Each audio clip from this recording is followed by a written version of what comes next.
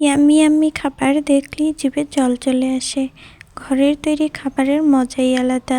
এখানে নান রুটি এবং চিকেন ভেজে নিয়েছি, সাথে আছে মেয়োনিজ। এখানে আমি নিয়েছি চিকেন থেতলে নিয়েছিলাম। এর ভিতর দেওয়ার জন্য একটা মশলা তৈরি করব। মশলায় আমি দিয়েছি হলুদ, মরিচ, কাঁচামরিচ বাটা, ধনিয়া বাটা, টক দই, মুরগির মশলা, জিরার গুঁড়া, ম্যাজিক মশলা, আদা বাটা, রসুন বাটা এবং জিরা বাটা, সয়া সস এবং সরিষার তেল। সব কিছু দিয়ে ভালোভাবে মাখিয়ে নিতে হবে। এরপর এখানে দিয়ে দিয়েছি কালারের জন্য ফুড কালার।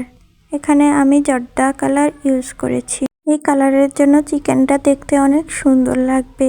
আপনারা চাইলে এটা স্কিপ করতে পারেন।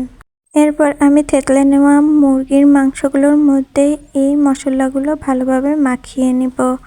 মাখানো হয়ে গেলে এটাকে আমি 1 ঘন্টার জন্য রেস্টে রেখে দেব। সবগুলোকে এভাবে একটা বলের ভিতরে মাখিয়ে নিতে হবে এবং এটাকে পুরো পাশে ঠিকভাবে মশলা লেগেছে কিনা দেখতে হবে। ভিতরে মশলা দিয়ে দিতে হবে। এটা ভাজতে বেশি তেল লাগে না, অল্প তেলেই ভাজা হয়ে যায়। এখানে আমি সরিষার তেল গরম করতে দিয়েছি। এখানে আটার ভিতরে লবণ আর একটু মরিচের গুঁড়া অ্যাড করে দিয়েছিলাম। চিকেনটাকে ভালোভাবে আটার সাথে এরকম কোট করে নিতে হবে। কোট করা শেষ হয়ে গেলে আমরা এটাকে ভাজতে দিব। এটা সুন্দরভাবে ফ্রাই করতে হবে। এখানে অল্প তেলের ভিতরেই এটা ফ্রাই হয়ে যাবে, কারণ আমি মাংসগুলোকে থেতলে নিয়েছি। সিদ্ধ হতে বেশি সময় লাগবে না এবং খেতেও মুচমুচা হবে। সবগুলো চিকেন এভাবে দিয়ে দিব। এখানে পরপর করে ভাজতে হবে। এপাশ ওপাশ উল্টে সুন্দর করে ভাজতে দিয়ে দিচ্ছি। এরকম লাল হয়ে আসলে চিকেনগুলোকে উঠিয়ে নেব। দেখতেই দেখা যাচ্ছে অনেক মচমচে হয়েছে। আসলেই কিন্তু অনেক মজা হয়েছিল এই খাবারটা।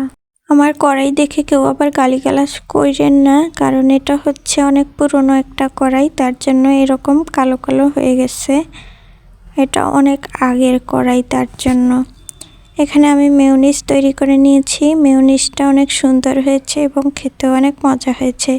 এখানে মরিচ, লেবু, ঘি, ধনিয়া পাতা দিয়ে আরেকটা সস তৈরি করে নিয়েছি।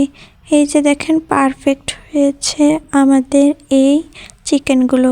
এখানে তৈরি করা হয়েছে নান রুটি। নান রুটির সাথে এটা পরিবেশন করেছি। অনেক মজা হয়েছিল এই খাবারটা। আপনারা চাইলে বাসায় ট্রাই করতে পারেন।